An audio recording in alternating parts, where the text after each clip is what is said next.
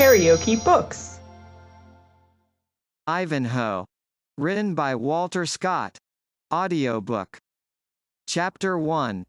Thus communed these, while to their lowly dome the full-fed swine returned with evening home, compelled, reluctant, to the several styes, with din obstreperous, and ungrateful cries. Pope's Odyssey. In that pleasant district of merry England which is watered by the river Don, there extended in ancient times a large forest, covering the greater part of the beautiful hills and valleys which lie between Sheffield and the pleasant town of Doncaster. The remains of this extensive wood are still to be seen at the noble seats of Wentworth, of Warncliffe Park, and around Rotherham. Here haunted of yore the fabulous dragon of Wantley. Here were fought many of the most desperate battles during the civil wars of the Roses. And here also flourished in ancient times those bands of gallant outlaws, whose deeds have been rendered so popular in English song. Such being our chief scene, the date of our story refers to a period towards the end of the reign of Richard I, when his return from his long captivity had become an event rather wished than hoped for by his despairing subjects, who were in the meantime subjected to every species of subordinate oppression. The nobles, whose power had become exorbitant during the reign of Stephen, and whom the prudence of Henry II had scarce reduced to some degree of subjection to the crown, had now resumed their ancient license in its utmost extent, despising the feeble interference of the English Council of State, fortifying their castles, increasing the number of their dependents, reducing all around them to a state of vassalage, and striving by every means in their power, to place themselves each at the head of such forces as might enable him to make a figure in the national convulsions which appeared to be impending.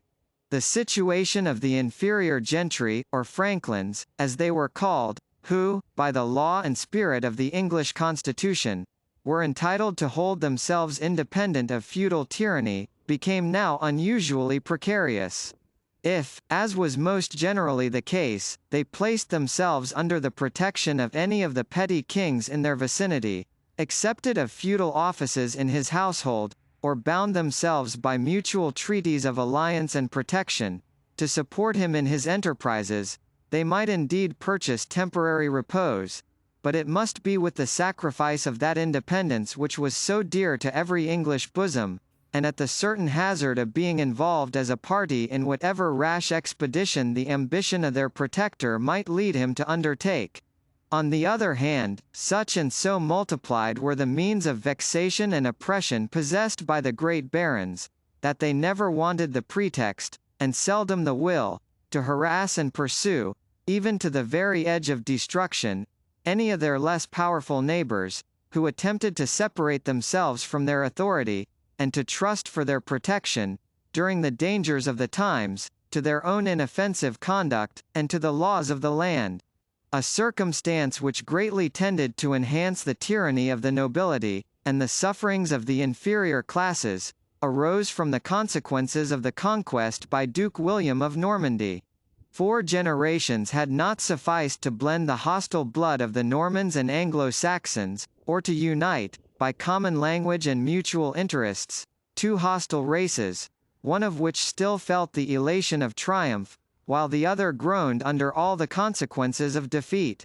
The power had been completely placed in the hands of the Norman nobility, by the event of the Battle of Hastings, and it had been used, as our histories assure us, with no moderate hand.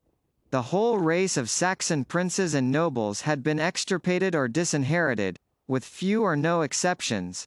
Nor were the numbers great who possessed land in the country of their fathers, even as proprietors of the second, or of yet inferior classes. The royal policy had long been to weaken, by every means, legal or illegal, the strength of a part of the population which was justly considered as nourishing the most inveterate antipathy to their victor. All the monarchs of the Norman race had shown the most marked predilection for their Norman subjects. The laws of the chase, and many others equally unknown to the milder and more free spirit of the Saxon constitution, had been fixed upon the necks of the subjugated inhabitants, to add weight, as it were, to the feudal chains with which they were loaded. At court, and in the castles of the great nobles, where the pomp and state of a court was emulated, Norman French was the only language employed. In courts of law, the pleadings and judgments were delivered in the same tongue. In short, French was the language of honor, of chivalry, and even of justice, while the far more manly and expressive Anglo-Saxon was abandoned to the use of rustics and hinds, who knew no other. Still, however, the necessary intercourse between the lords of the soil, and those oppressed inferior beings by whom that soil was cultivated, occasioned the gradual formation of a dialect, compounded betwixt the French and the Anglo-Saxon, in which they could render themselves mutually intelligible to each other. And from this necessity arose by degrees the structure of our present English language, in which the speech of the victors and the vanquished have been so happily blended together, and which has since been so richly improved by importations from the classical languages, and from those spoken by the southern nations of Europe. This state of things I have thought it necessary to premise for the information of the general reader, who might be apt to forget, that, although no great historical events, such as war or insurrection, marked the existence of the Anglo-Saxons as a separate people subsequent to the reign of William II, yet the great national distinctions betwixt them and their conquerors, the recollection of what they had formerly been, and to what they were now reduced, continued down to the reign of Edward III, to keep open the wounds which the conquest had inflicted, and to maintain a line of separation betwixt the descendants of the victor Normans and the vanquished Saxons. The sun was setting upon one of the rich grassy glades of that forest, which we have mentioned in the beginning of the chapter. Hundreds of broad-headed, short-stemmed, wide-branched oaks, which had witnessed perhaps the stately march of the Roman soldiery, flung their gnarled arms over a thick carpet of the most delicious green sward. In some places they were intermingled with beeches, hollies, and copsewood of various descriptions, so closely as totally to intercept the level beams of the sinking sun. In others they receded from each other, forming those long sweeping vistas, in the intricacy of which the eye delights to lose itself, while imagination considers them as the paths to yet wilder scenes of sylvan solitude. Here the red rays of the sun shot a broken and discolored light, that partially hung upon the shattered boughs and mossy trunks of the trees, and there they illuminated in brilliant patches the portions of turf to which they made their way. A considerable open space, in the midst of this glade, seemed formerly to have been dedicated to the rites of druidical superstition, for, on the summit of a hillock, so regular as to seem artificial, there still remained part of a circle of rough unhewn stones, of large dimensions. 7 stood upright. The rest had been dislodged from their places, probably by the zeal of some convert to Christianity, and lay, some prostrate near their former site, and others on the side of the hill. One large stone only had found its way to the bottom, and in stopping the course of a small brook, which glided smoothly round the foot of the eminence, gave, by its opposition, a feeble voice of murmur to the placid and elsewhere silent streamlet. The human figures which completed this landscape, were in number 2, partaking, in their dress and appearance, of that wild and rustic character, which belonged to the woodlands of the West Riding of Yorkshire at that early period. The eldest of these men had a stern, savage, and wild aspect.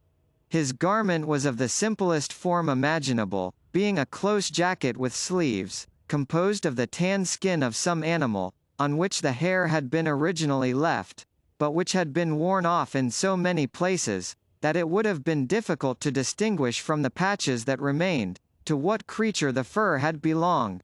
This primeval vestment reached from the throat to the knees, and served at once all the usual purposes of body clothing. There was no wider opening at the collar, than was necessary to admit the passage of the head, from which it may be inferred, that it was put on by slipping it over the head and shoulders, in the manner of a modern shirt, or ancient hauberk. Sandals, bound with thongs made of boar's hide, protected the feet, and a roll of thin leather was twined artificially round the legs, and, ascending above the calf, left the knees bare, like those of a Scottish Highlander. To make the jacket sit yet more close to the body, it was gathered at the middle by a broad leathern belt, secured by a brass buckle, to one side of which was attached a sort of scrip, and to the other a ram's horn, accoutred with a mouthpiece, for the purpose of blowing. In the same belt was stuck one of those long, broad, sharp-pointed, and two-edged knives, with a buck's horn handle, which were fabricated in the neighbourhood, and bore even at this early period the name of a Sheffield whittle. The man had no covering upon his head, which was only defended by his own thick hair, matted and twisted together, and scorched by the influence of the sun into a rusty dark red colour, forming a contrast with the overgrown beard upon his cheeks, which was rather of a yellow or amber hue. One part of his dress only remains, but it is too remarkable to be suppressed. It was a brass ring, resembling a dog's collar, but without any opening, and soldered fast round his neck, so loose as to form no impediment to his breathing, yet so tight as to be incapable of being removed, excepting by the use of the file. On this singular gorget was engraved, in Saxon characters, an inscription of the following purport: Gurth, the son of Beowulf, is the born thrall of Cedric of Rotherwood. Beside the swineherd, for such was Gurth's occupation, was seated, upon one of the fallen druidical monuments, a person about 10 years younger in appearance, and whose dress, though resembling his companions in form, was of better materials, and of a more fantastic appearance. His jacket had been stained of a bright purple hue, upon which there had been some attempt to paint grotesque ornaments in different colours. To the jacket he added a short cloak, which scarcely reached halfway down his thigh. It was of crimson cloth, though a good deal soiled, lined with bright yellow, and as he could transfer it from one shoulder to the other, or at his pleasure draw it all around him, its width, contrasted with its want of longitude, formed a fantastic piece of drapery. He had thin silver bracelets upon his arms, and on his neck a collar of the same metal bearing the inscription, Wamba, the son of Witless, is the thrall of Cedric of Rotherwood.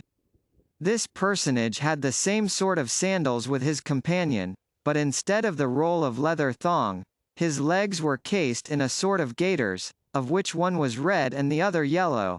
He was provided also with a cap, having around it more than one bell, about the size of those attached to hawks, which jingled as he turned his head to one side or other, and as he seldom remained a minute in the same posture, the sound might be considered as incessant. Around the edge of this cap was a stiff bandeau of leather, cut at the top into open work, resembling a coronet, while a prolonged bag arose from within it, and fell down on one shoulder like an old-fashioned nightcap, or a jelly-bag, or the headgear of a modern hussar.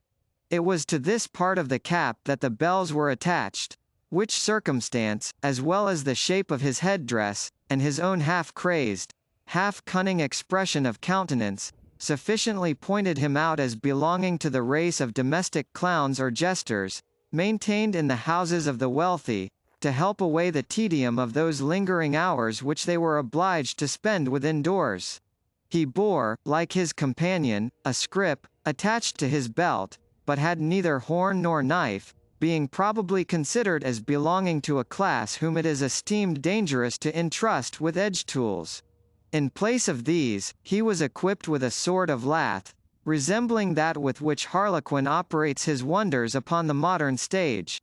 The outward appearance of these two men formed scarce a stronger contrast than their look and demeanour.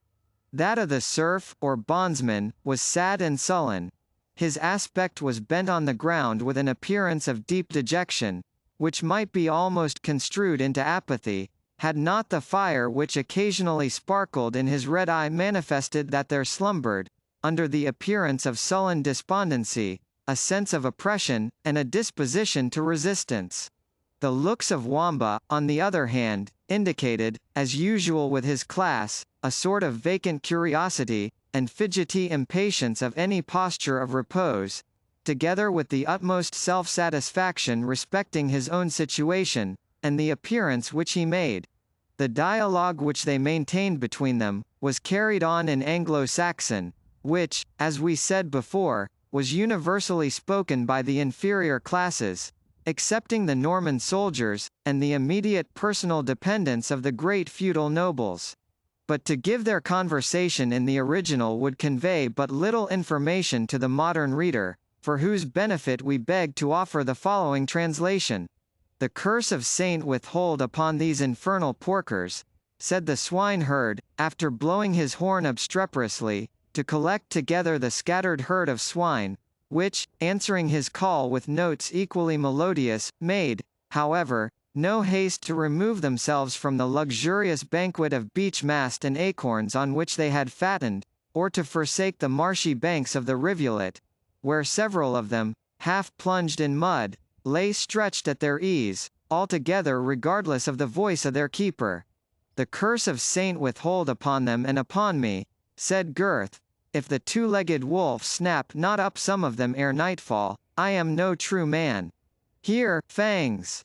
Fangs!" he ejaculated at the top of his voice to a ragged wolfish-looking dog, a sort of lurcher, half mastiff, half greyhound, which ran limping about as if with the purpose of seconding his master in collecting the refractory grunters, but which, in fact, from misapprehension of the swineherd's signals, ignorance of his own duty, or malice prepense, only drove them hither and thither, and increased the evil which he seemed to design to remedy.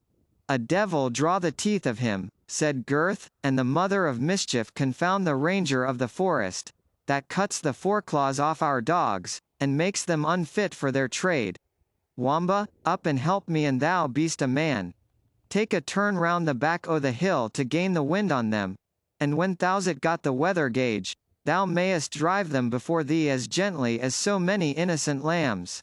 "Truly," said Wamba, without stirring from the spot, "I have consulted my legs upon this matter, and they are altogether of opinion, that to carry my gay garments through these sloughs, would be an act of unfriendship to my sovereign person and royal wardrobe. Wherefore, Gurth, I advise thee to call off Fangs, and leave the herd to their destiny, which, whether they meet with bands of travelling soldiers, or of outlaws, or of wandering pilgrims, can be little else than to be converted into Normans before morning, to thy no small ease and comfort." "The swine turned Normans to my comfort," quoth Gurth. "Expound that to me, Wamba, for my brain is too dull, and my mind too vexed, to read riddles." "Why, how call you those grunting brutes running about on their 4 legs?" demanded Wamba. "Swine, fool, swine," said the herd, "every fool knows that." "And swine is good Saxon," said the jester, "but how call you the sow when she is flayed, and drawn, and quartered, and hung up by the heels, like a traitor?" "Pork," answered the swineherd. "I am very glad every fool knows that too," said Wamba, "and pork, I think, is good Norman French. And so when the brute lives, and is in the charge of a Saxon slave, she goes by her Saxon name, but becomes a Norman, and is called pork, when she is carried to the castle hall to feast among the nobles. What dost thou think of this, friend Gurth? Ha! It is but too true doctrine, friend Wamba, however it got into thy fool's pate." "Nay, I can tell you more," said Wamba, in the same tone. "There is old Alderman Ox continues to hold his Saxon epithet, while he is under the charge of serfs and bondsmen such as thou, but becomes beef, a fiery French gallant, when he arrives before the worshipful jaws that are destined to consume him.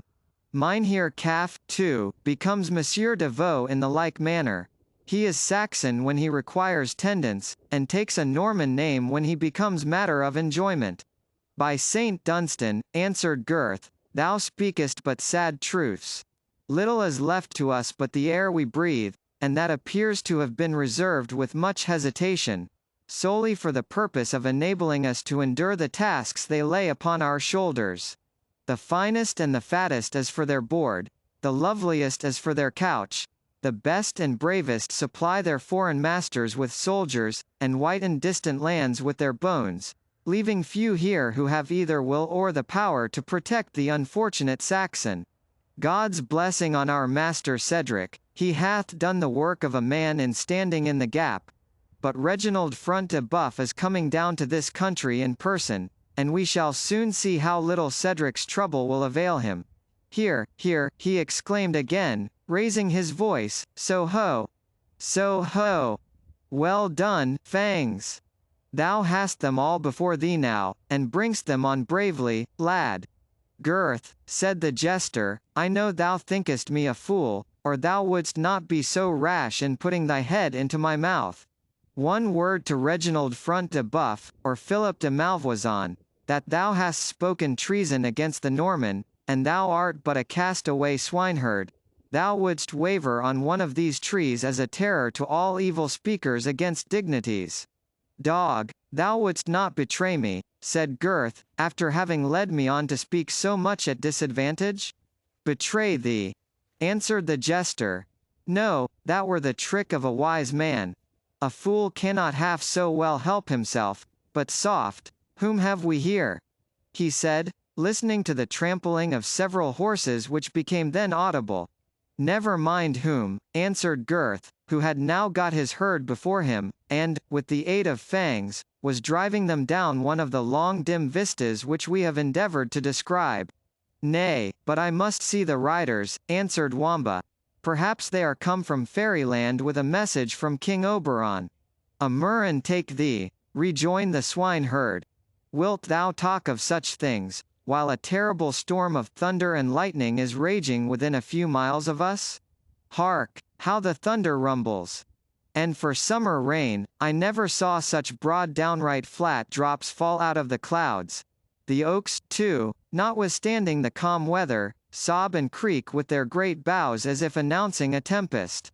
Thou canst play the rational if thou wilt.